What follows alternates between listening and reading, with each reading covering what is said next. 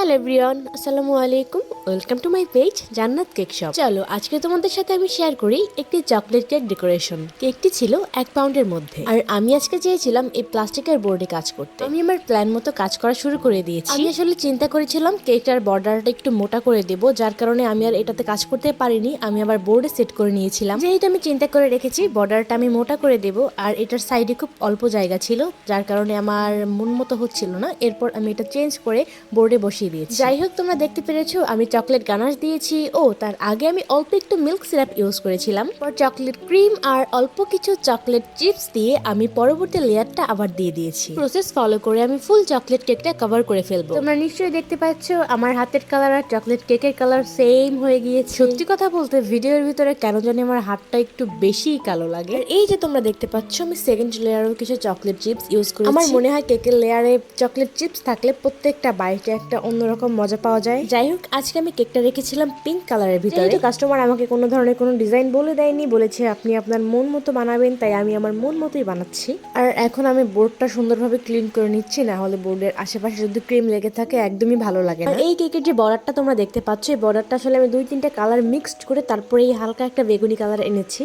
আর সত্যি কথা বলতে বেগুনি কালারটা আমার কাছে খুবই ভালো লেগেছে। তবে এই বেগুনি কালার নিয়ে আমি কত পরিমাণ যে প্রবলেমের ভিতরে পড়েছি আজকে। যখন আমি এই কেকের উপরে বর্ডারটা দিতে গিয়েছি তখন আমার ক্রিম প্রায় শেষ হয়ে গিয়েছে, আর অল্প একটু ক্রিম হলে আমার ফুল বর্ডারটা কমপ্লিট হয়ে যেত। যেহেতু এখানে একটা কালার না কয়েকটা কালার মিক্সড করে আমি ওই কালারটা এনেছি, তাই আমার আসলে পরের বার এই কালার আনতে অনেক বেশি প্যারা খেতে হয়েছে। বাট লাস্ট মোমেন্টে আমি যে পেরেছি এটাই সবচেয়ে বড় কথা। তবুও আসলে একটু এদিক সেদিক হয়েছে, তবে ওটা আসলে বোঝা যাচ্ছে না, খুবই সামান্য পরিমাণ। আর এই কেকে যে নামটা লিখতে বলেছিল এটা খুব ইন্টারেস্টিং ছিল। মানে আজকে যার বার্থডে ছিল তার নিকনেম হলো ট্যাবলেট। তাকে ছোটবেলা থেকে ওর বন্ধুরা ট্যাবলেট ট্যাবলেট ডাকতো। এখন যাই হোক, আমার ভিডিওতে একটা মিস্টেক হয়ে গিয়েছে, সেটা হলো আমি যখন উপরের লেয়ারটা দিয়েছি আর ওই লেয়ারটাতে আমি অনেক পরিমাণ চকলেট গানাশ দিয়েছি, কিন্তু সেটা আর আমার ভিডিও করা হয়নি, কাট হয়ে গিয়েছে। আর এই যে দেখো সেই মহা কঠিন সময়টা চলে এসেছে, আমার লেখার সময় চলে এসেছে। আমি আসলে কেকের ভিতরে একদমই লিখতে পারি না। যাই হোক, চেষ্টা করেছি, আরো করব, এবং সামনে আস্তে আস্তে লেখা একদম ভালো হবে, ফ্রি হয়ে যাবে, সেই দিনের অপেক্ষায় আমি আছি।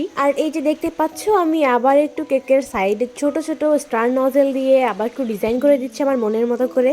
যেহেতু এই কেক বানানোর সময় 2বার ক্রিম বিট করা পড়েছে, তাই আমার ক্রিমটি একটু বেশি পরিমাণে হয়ে গিয়েছিল আর অনেকগুলো ক্রিম ফেলে দিতে হয়েছে কালকে। আর এইটা যে কি পরিমাণ বেদনাদায়ক সেটা একজন হোম বেকারসই ভালো করে জানবে। আর এই যে দেখতে পাচ্ছ হ্যাপি বার্থডে ট্যাবলেট লেখা কেকটি আমার হয়ে গিয়েছে। যেহেতু আমি এই লাইনে নতুন, তাই আমি আমার কাজকে আরো ভালো করার জন্য অনেক অনেক চেষ্টা করছি। সবাই দোয়া করবেন। ভিডিওটা শেষ পর্যন্ত দেখার জন্য সবাইকে অনেক অনেক ধন্যবাদ। আল্লাহ হাফিজ।